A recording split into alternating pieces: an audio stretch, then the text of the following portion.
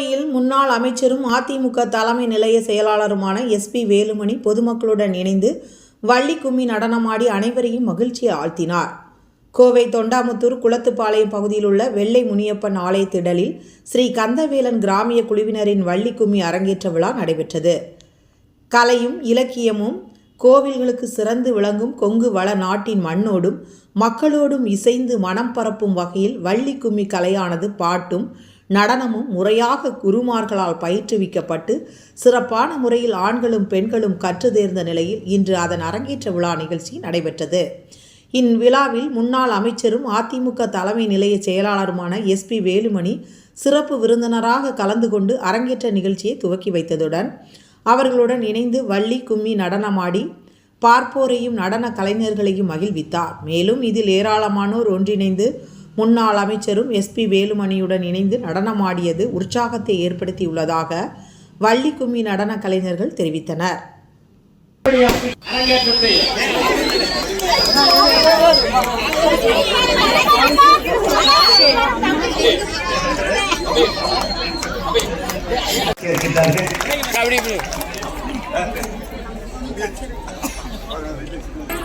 சிறப்பு வாய்ந்த நம்முடைய தொண்டாமுத்தூர் குளத்துப்பாளையம் பகுதியிலே அற்புதமான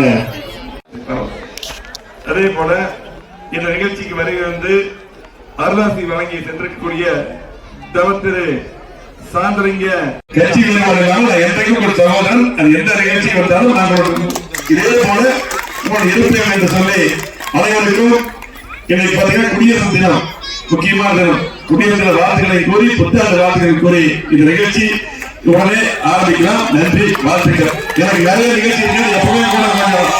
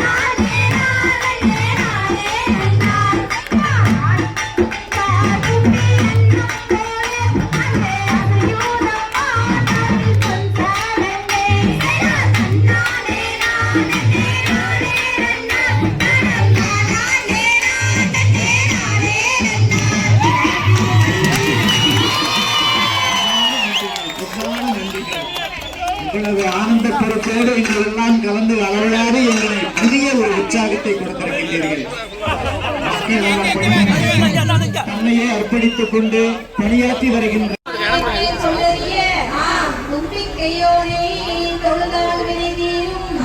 நம்பிக்கை கொண்டு